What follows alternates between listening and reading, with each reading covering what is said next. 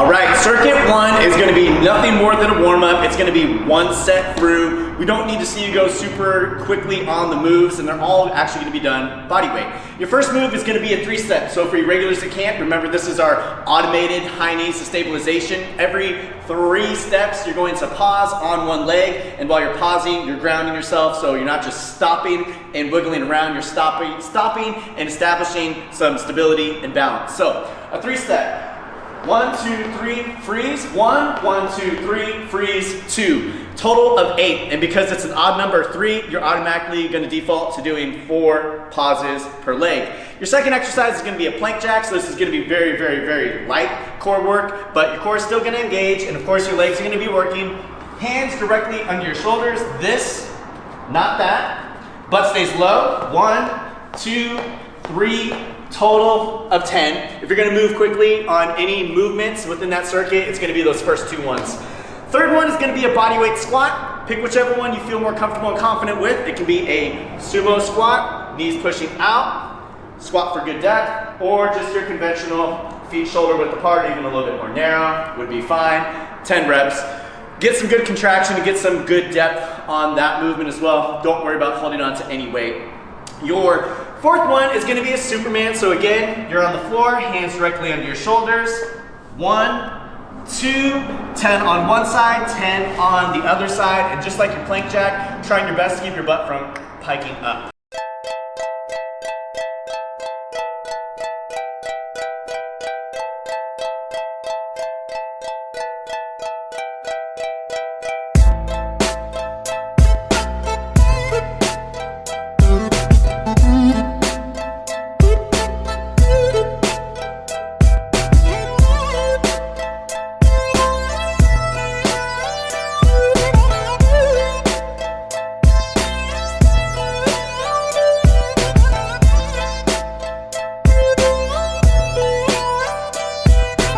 Circuit 2 is going to be kind of the bread and butter of the entire workout. 14 minutes total, 2 rounds of 7 minutes. Your first one is going to be a weighted squat hop. Just like in the first circuit with your bodyweight squats, it's up to you if you're doing a sumo squat hop or a conventional squat hop. In any case, we want this to be weighted. We do not need to see you guys go super heavy on this.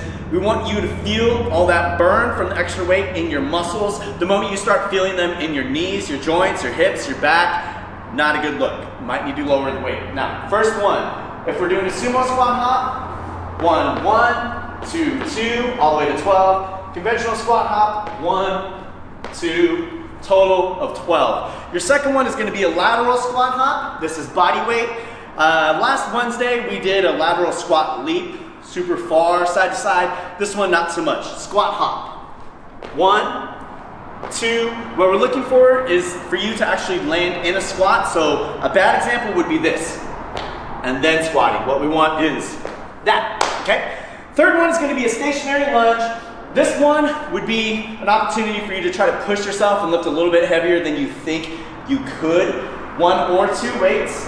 Front foot flat-footed, toe forward, back foot just on the balls of your feet, but the toes are still pointed forward. Just like an elevator shaft, you descend straight down and back up. 1, 2, 12 on one side, 12 on the other side. Really audit yourself and make sure you're going down for a good range of motion where your knee taps the floor or almost does, but we don't want it to completely relax. Next 2 moves are going to be core movements. They're both going to be 15 reps.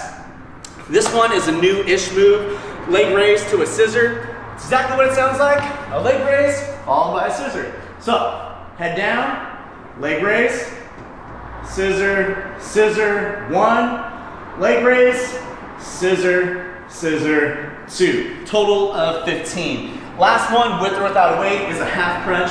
Just bring your shoulder blades off the ground. 1, 2. We're not looking for a sit-up, and this isn't going to be one of those cheat sit-ups either. 2 rounds on this one, 7 minutes each.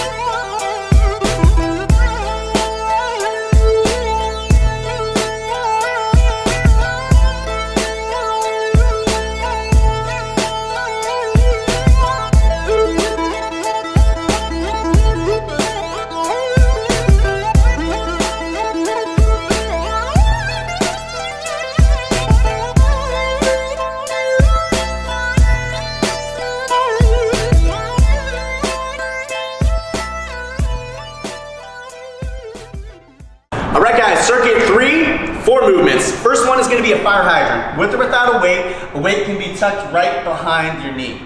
1, 2, 3, 16 per side. We don't need to see you go super duper heavy on this. We just wanna make sure that you're bringing your leg up as high as you can while maintaining some integrity in your entire body. In other words, your upper body is not rocking as your leg is going up. 16 per side. Second one is gonna be a lightly weighted side lunge. If your knees don't tolerate side lunges that much, you can do it body weight, but we still want good range of motion on your side lunge. So, feet can start off stacked, step to the side, descend, chest stays up, and again.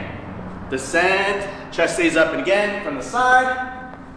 This, not this. Okay, you're not bowing, you are sinking into that foot. 8 per side. Your next one, you're gonna need a weight.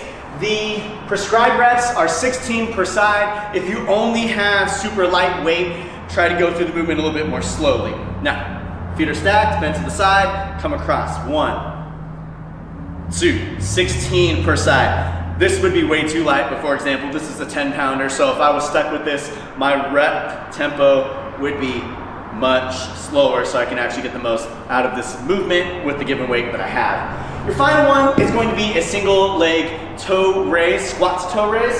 Stand on one foot, ground yourself, use that foot as a hand, grip, bend your knee a little bit, do not move until you've established some balance and stability, which I have now. Squat, up, toe raise. 1, squat, up, toe raise. 2. You notice I'm not doing this, building up momentum and swinging on the way up. Try to be very strict and in control of not just the squat, but the toe raise.